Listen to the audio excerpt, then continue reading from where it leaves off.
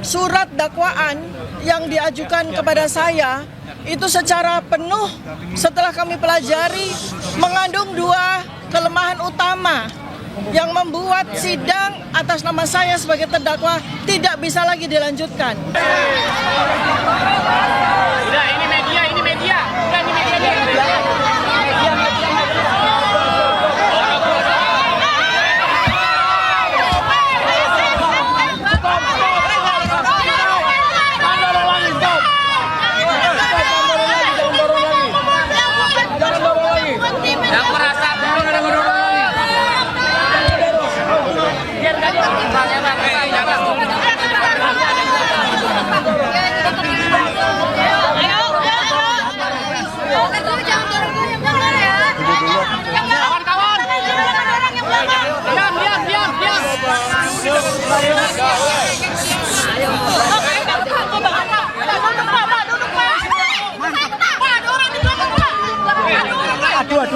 Aduh.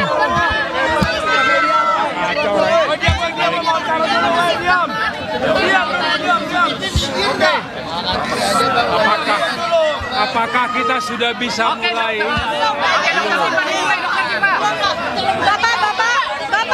Bapak. Oke, gantian ya Pak ya, gantian ya. Baik. Dadah, diam dulu, diam. Bapak yang pakai baju hijau, Bapak tolong Pak. Kita nggak bakal pernah mulai kalau Bapak belum kesana Pak. Mundur dulu Pak. Mundur Taufik. Baik, kita mulai ya. Oke. Bismillahirrahmanirrahim. Assalamualaikum warahmatullahi wabarakatuh. Hasbunallah wa ni'mal wakil, nikmal maula wa ni'man nasir. La haula wa la quwata illa billahil aliyil azim. Alhamdulillah pada hari ini, hari Kamis,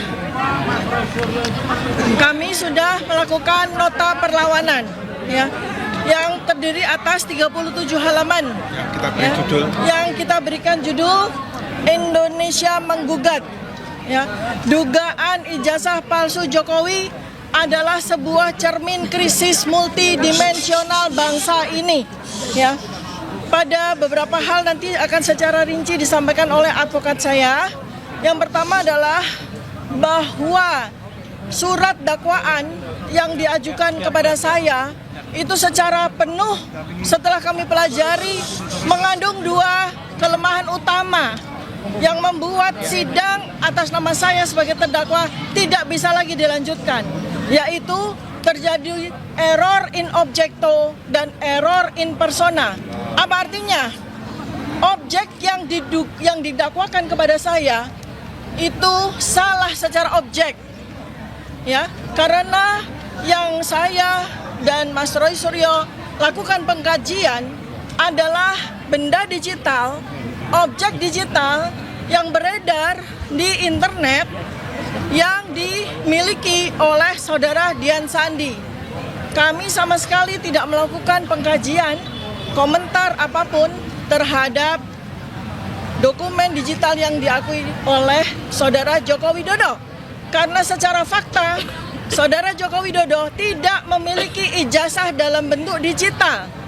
Jikalau memang benar beliau adalah lulusan Fakultas Kehutanan UGM tahun 1985, jikalau benar, maka dokumen yang dimiliki adalah dokumen yang bersifat analog, di mana kita semua sampai dengan 11 tahun kita menanti sama sekali belum pernah ada kemunculan dari dokumen ijazah tersebut. Sehingga jelas bahwa dugaan atau dakwaan dari jaksa itu salah secara objek ya. Kemudian yang kedua adalah error in persona. Karena ini berkaitan dengan laporan yang dilakukan oleh saudara Joko Widodo terkait dengan locus dan tempus delicti yang sangat aneh dan janggal. Karena locus dan tempus delicti itu berpindah-pindah dari sejak kami pertama kali diperiksa sebagai saksi tanggal 11 Mei 2025. Pada waktu itu yang dilaporkan sebagai locus dan tempus delicti adalah sebuah peristiwa tanggal 22 Januari 2025, di mana kami sama sekali atau saya sama sekali tidak berada pada locus dan tempus yang dimaksud.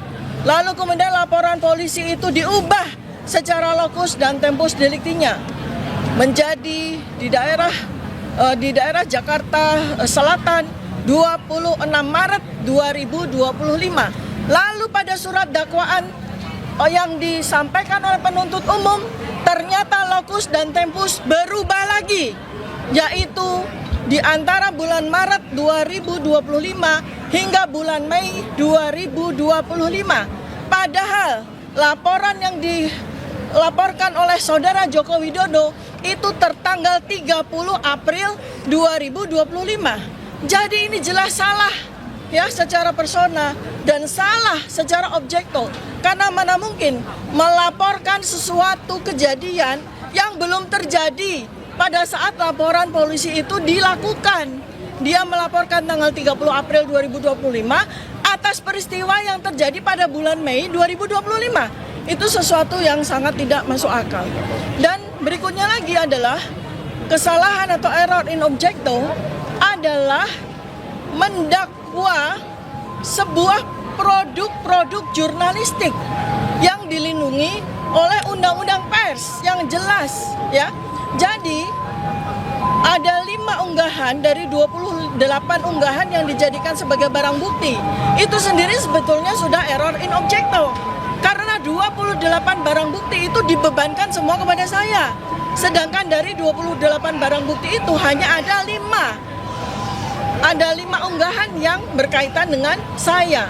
Nah, sementara dari 5 objek tersebut itu sebetulnya adalah produk jurnalistik. Yang utama adalah sebuah siaran di media ya yang berlangsung di gedung MNC ya, itu dilaporkan sebagai di mana saya melakukan perbuatan yang didakwa dengan pasal 32-35. Padahal itu adalah sebuah produk jurnalistik. Artinya, kalau seorang narasumber seperti saya didakwa melakukan pidana atas keterangan yang saya lakukan, maka tentu saja media tersebut, hostnya yang memberikan pertanyaan kepada saya pun juga harus turut didakwa secara pidana. Tetapi Undang-Undang Pers tidak menyatakan demikian.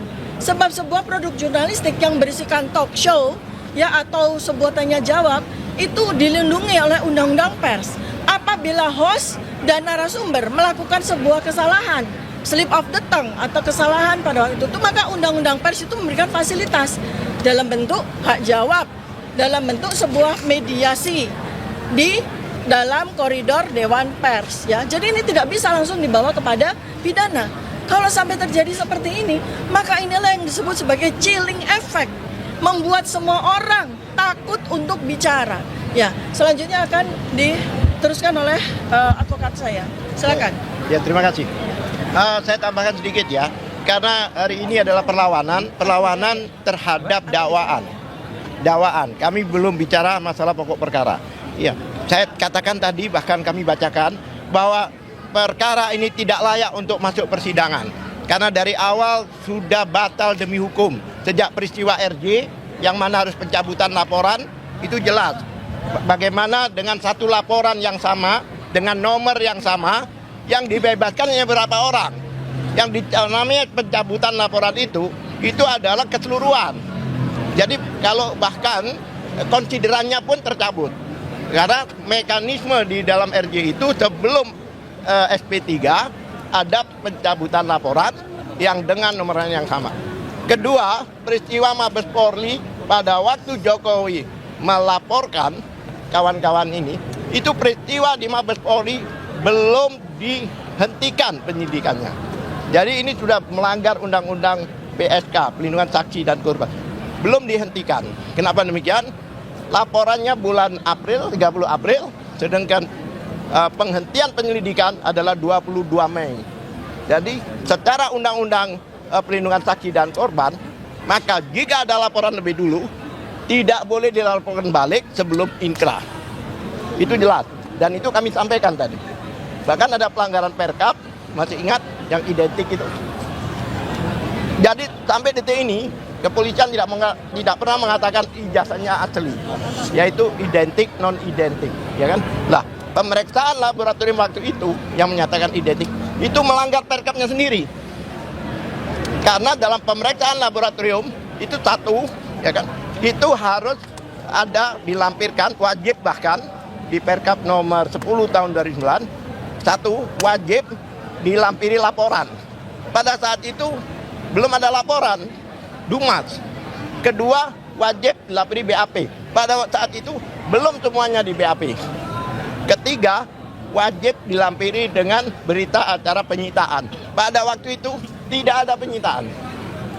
Oleh sebab itu, perkara ini cacat demi hukum. Bahkan saya berani katakan kalau itu seorang bayi, itu mati dalam kandungan. Bukan cacat lagi, mati. Kami tekankan berkali-kali bahwa perkara ini tidak layak untuk masuk persidangan ini. Silakan lanjutkan. Mungkin Bang nanti mulai maju, kalau selesai ngomong mundur. Oh, mundur. Kalau selesai ngomong. Bang dulu berarti ya Bang di depan. Sampaikan ini di sini semua. Setelah ngomong. Iya, silakan. Ini punyanya siapa ini? Udah ngomong. Oke.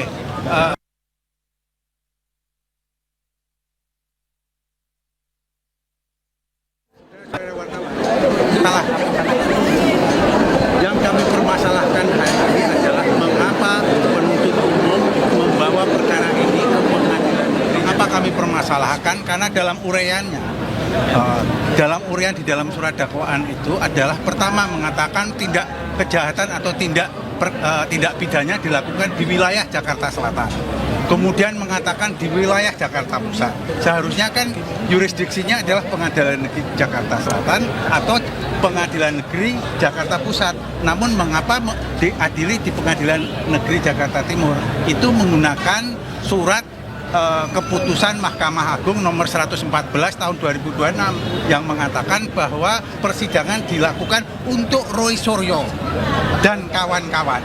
Dilakukan di sini menggunakan surat keputusan untuk Roy Suryo di pengadilan ini adalah bukan wewenangnya pengadilan ini karena tidak ada spesifik mengatakan untuk Dr. Tifa ya. Jadi itu adalah sedangkan perkaranya Roy Suryo sendiri sedang melakukan pra peradilan yang itu yang terakhir kita ketahui telah dimenangkan sehingga kita juga nggak tahu apakah akan ada pengadilan untuk Roy Suryo karena mereka sampai hari ini pun masih dalam proses ya. Jadi belum tentu akan diadili di pengadilan ini juga. Yang kedua saya ingin melanjutkan tentang error in objecto tadi ya. Error in objecto tadi adalah dokumen yang dilakukan kajian oleh Dr. Tifa itu adalah dokumen miliknya Dian Sandi ya. Miliknya Dian Sandi, bukan miliknya Jokowi, miliknya Dian Sandi. Dengan demikian yang berhak melakukan keberatan itu ya Dian Sandi. Yang ingin saya katakan apa? Saudara Joko Widodo tidak mempunyai legal standing untuk mempermasalahkan karena bukan dokumennya dia. Dan Joko Widodo dan para pendukungnya juga tidak pernah mengatakan bahwa dokumennya Dian Sandi itu palsu. Itu juga tidak pernah mengatakan itu. Dengan demikian yang lebih berhak melapor dan mengadukan justru Dian Sandi, bukan Joko Widodo. Joko Widodo tidak punya legal standing. Itulah yang tadi kami permasalahkan. Bahkan dilanjutkan oleh kawan-kawan. Terakhir ya teman-teman wartawan sekalian, pada minggu yang lalu teman-teman wartawan sudah mengetahui kami berjuang keras untuk memperoleh berkas perkara dan kami sampaikan kami telah mendapatkan berkas perkara tersebut akhirnya. Dan dari berkas perkara yang kami peroleh itu, ada 6 hal yang akan kami kemukakan. Yang pertama, Pengadilan Negeri Jakarta Timur dinilai tidak berwenang secara relatif. Sebagian telah disampaikan, tapi saya akan sampaikan secara lengkap. TPDT menilai penuntut umum tidak konsisten dalam menentukan lokus delikti. Di dalam surat dakwaan disebutkan beberapa lokasi berbeda, mulai dari Jakarta Pusat, Jakarta Selatan, hingga akhirnya perkara diajukan ke Pengadilan Negeri Jakarta Timur tanpa penjelasan hukum yang memadai mengenai dasar penentuan kompetensi relatif tersebut. Selain itu, dasar penggunaan surat keputusan Ketua Mahkamah Agung mengenai penunjukan Pengadilan Negeri Jakarta Timur dinilai belum menjelaskan secara tegas apakah juga berlaku terhadap perkara Dr. Tifa Uzia Tiasuma yang diajukan dalam berkas tersendiri. Kedua, dalam penuntutan dinilai tidak jelas setelah sebagian terlapor mendapat SP3. TPDT mempersoalkan keberlanjutan penuntutan terhadap Dr. Tifa setelah sebagian terlapor lain dalam laporan yang sama memperoleh penghentian penyidikan SP3 menyusul pencabutan pengaduan. TPDT menilai penuntut umum wajib menjelaskan mengapa perkara terhadap Dr. Tifa tetap dilanjutkan apabila laporan pelapor dan rangkaian peristiwa yang menjadi dasar pengaduan merupakan satu kesatuan. Ketidakjelasan tersebut dinilai menyebabkan dasar penuntutan menjadi cacat secara formil. 3. Surat dakwaan dinilai kabur dan tidak memenuhi syarat formil. TPDT berpendapat bahwa surat dakwaan tidak memenuhi syarat kecermatan, kejelasan, dan kelengkapan sebagaimana disyaratkan KUHP baru. Beberapa keberatan yang diajukan antara lain penggunaan ketentuan KUHP baru terhadap peristiwa yang didakwakan terjadi pada tahun 2025 atau sebelum KUHP baru berlaku. Pencampuran berbagai unggahan media sosial dari akun dan tanggal yang berbeda. Ketidakjelasan tempus dan lokus delikti dalam perkara siber. Pencampuran perbuatan pihak ketiga ke dalam dakwaan terhadap Dr. Tifa. Tanpa penjelasan hukum yang rasional terhadap perbuatan-perbuatan tersebut, TPDT menilai kondisi tersebut mengakibatkan surat dakwaan menjadi obskur liber atau kabur. 3 yang terakhir, 4. Dakwaan produk jurnalistik dinilai bertentangan dengan Undang-Undang Pers. TPDT menolak penggunaan tayangan media dan produk jurnalistik sebagai objek pidana tanpa terlebih dahulu menempuh mekanisme penyelesaian menurut Undang-Undang Pers. TPDT menilai sengketa terhadap karya jurnalistik semestinya diselesaikan melalui mekanisme hak jawab, hak koreksi maupun proses di Dewan Pers, bukan langsung melalui instrumen pidana. 5. Hak imunitas dan kepentingan umum. TPDT berpendapat bahwa sebagian pernyataan Dr. Tifa berkaitan dengan aktivitas dalam proses hukum dan isu yang bersangkutan menyangkut kepentingan publik. Oleh karena itu, penuntut umum dinilai perlu menjelaskan secara rinci mengapa pernyataan tersebut dianggap memenuhi unsur pidana dan tidak termasuk bentuk kritik, analisis, atau penyampaian pendapat yang memperoleh perlindungan hukum. Terakhir, negara hukum harus mengutamakan due process of law. TPDT menegaskan bahwa keberatan yang diajukan bukan dimaksudkan untuk menghindari pemeriksaan perkara, melainkan memastikan bahwa kewenangan negara dalam melakukan penuntutan dilaksanakan sesuai prinsip negara hukum, kepastian hukum, dan perlindungan hak-hak konstitusional setiap warga negara. Demikianlah tim pembela berharap majelis memberikan putusan sela yang mempertimbangkan secara cermat seluruh keberatan formal tersebut demi menjaga integritas proses peradilan pidana. Jakarta, 9 Juli 2026. Terima kasih. Kembali, saya Muhammad Taufik ya. Dua hal penting yang saya ingin sampaikan. Perkara ini jadi satu dengan rekan kami, Roy Suryo. Jadi perkaranya Roy Suryo dan Dr. Tifa itu satu berkas. Oleh karena pengadilan di dalam prapit yang seri pertama, karena akan ada praper yang selanjutnya, bahwa alat buktinya itu tidak sah, otomatis penggeledahan tidak sah, pemeriksaan tidak sah, dan saya katakan penangkapannya juga tidak sah karena polisi tidak bisa membedakan penangkapan dan penahanan. Penangkapan itu orang tidak boleh diborgol, tidak boleh dikasih baju tahanan, dan tidak boleh dimasukkan sel. Beda dengan penahanan, itu 20 kali boleh. Nah, terhadap persidangan ini ada kesesatan yang nyata tentang asas uploader dan downloader. Jadi biar keterangannya berbeda ya. Undang-Undang ITE ini pembuatnya itu lokus deliktinya tidak sama dengan pidana umum. Jadi saya di Solo melihat tayangan video, saya bisa melapor di Solo. Saya membaca di Jatinegara, saya bisa melapornya di Jatinegara. Jadi ini tidak dijelaskan tadi seperti rekan kami Pak Dr. Lutfi mengatakan jaksa tidak secara limitatif menjelaskan lokus deliktinya itu di mana. Pak Jokowi itu sebutannya kalau di dalam Undang-Undang Informasi dan Transaksi Elektronik adalah downloader, bukan uploader. Uploadernya itu adalah Dian Sandi. Di mana Dian Sandi dia memuat? Apakah dia di Jakarta? Dibuktikan itu dulu.